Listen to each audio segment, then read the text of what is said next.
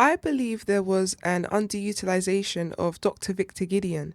Victorgideon could have been an S-tier villain, maybe not as iconic and legendary as Wesker, but definitely in the top 5 of all Resident Evil villains ever. I fear Victor is the biggest hear me out in all of the Resident Evil franchise. Jeez. Like, what do they say? Called white man's whore. The new one was, back in the day, you cost $300, but now you're giving it to him for free.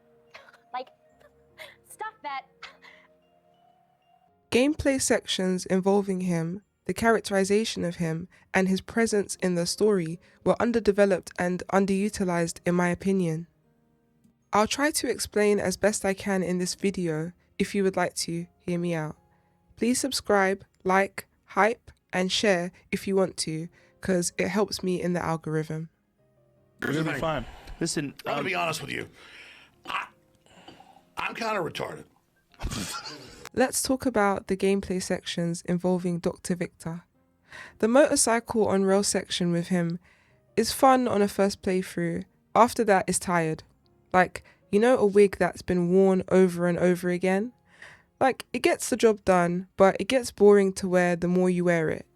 At least there's silly mods that improve the replay value of that on-rail section. I think the piano and bicycle ones are my favourites, but I'm sure there are other diabolically better ones available on mod hosting sites.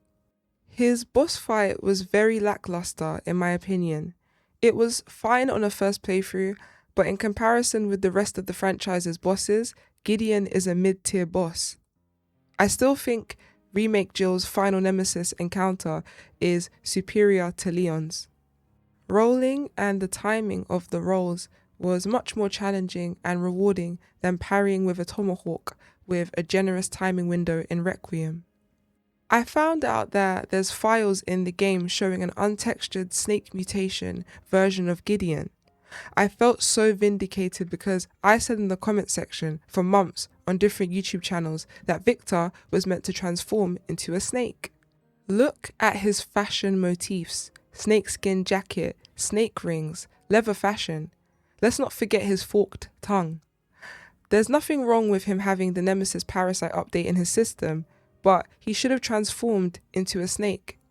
Given that 3 Remake's original final form was eviscerated by Jill, you would think Umbrella's new version of Nemesis Parasite would cause more impenetrable mutations, but no, I guess not.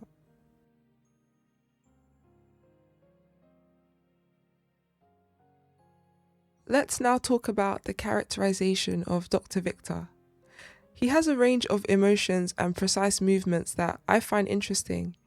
I know the Nemesis Parasite has a part in the way he feels and behaves, but I wonder if he was like this before having the parasite in his system. When they were in the helicopter, Zeno tells Victor to deal with Leon, and he twitches and shifts. When Victor interacts with Grace during the first half of the game, he is softly spoken and sweet, despite placing her in a madhouse, so to speak. I just noticed these things about him and wanted to highlight them because he's a really weird guy. Obviously, the lore notes tell us certain things about his focuses in life and work and how he treated patients within the RHCCC, but flashback cutscenes diving into Gideon's past would have been great. Perhaps Capcom could create an RE7 style banned footage collection of DLCs where victims of Gideon's care center had their ordeals recorded and we get to replay their ordeals through flashback gameplays.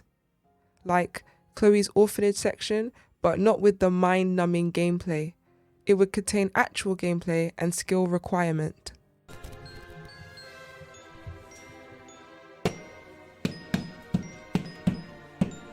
That's some bullshit. And now, let's talk about the story presence of Dr. Victor.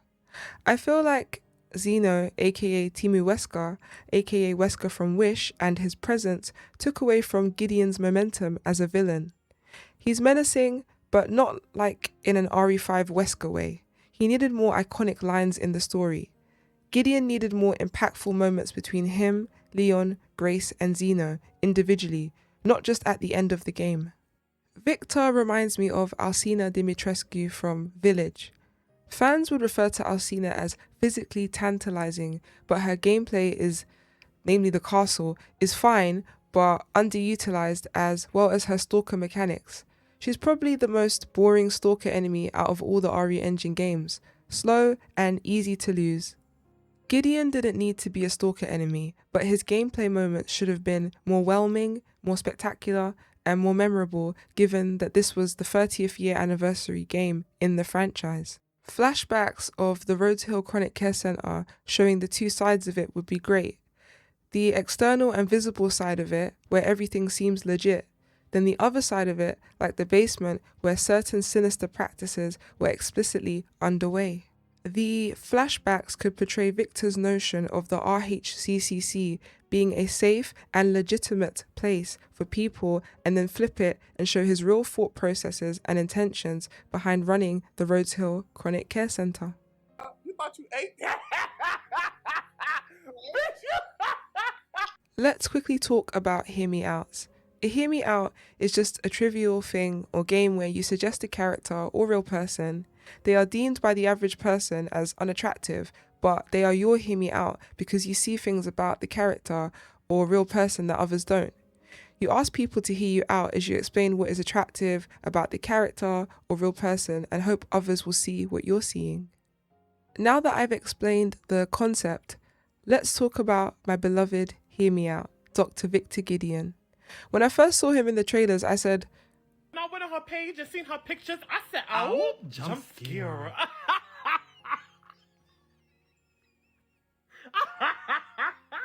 that all changed when I got to play the full game for myself. Now whenever I see Victor, I'm like, looks cool, huh? Oh, I need those. Give them to me. I think it's the combination of the voice acting, the height and build, and my questionable taste in fictional male characters. The voice acting is so ASMR coded. Perfect to fall asleep to, minus the creepy nature of what is being said and asserted. He is odd looking and technically a serial killer or mass murderer, but there are many characters who look worse and have done worse than him, and I'm sure they are somebody's Hear Me Out.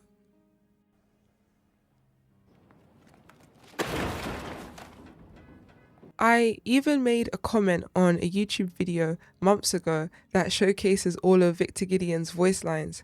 I said, hear me out, and judging by the number of likes, many heard me out and see what I see.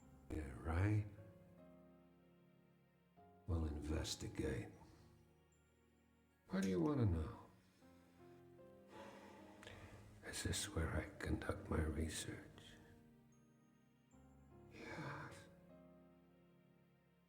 The answers to your disease here. Yes. I have some questions for the audience. Hear me out?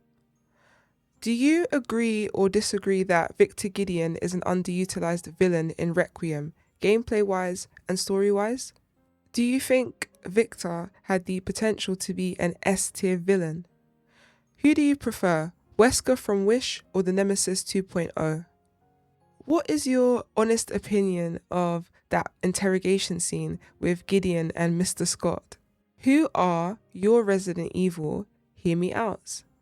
Who is or are your most diabolical fictional character Hear Me Outs across the entertainment landscape? Do you think I'm an idiot or that? You're gonna be fine. Listen, I'm gonna be honest with you. I'm kind of retarded. All in all, I just wanted to put some respect on Dr. Gideon's name. While I have my issues with Requiem's gameplay and story, they can never make me hate Victor Gideon. This video shouldn't be taken too seriously, as these are just my opinions and I love talking about Resident Evil. I've got many other video topics to discuss in future videos. My current subscriber goal is 1,000 subs. Please check out my channel, and if you like what you see, please subscribe, darling. If you want to donate or become a patron of mine, my Ko-fi page and Patreon page are both linked in the description. I only plug these because there are people who like to support content creators financially for whatever reason. Are you not ashamed of yourself? Are you not embarrassed? This is really embarrassing. And on top of that, there are online personalities who get paid millions of dollars for doing bare minimum content.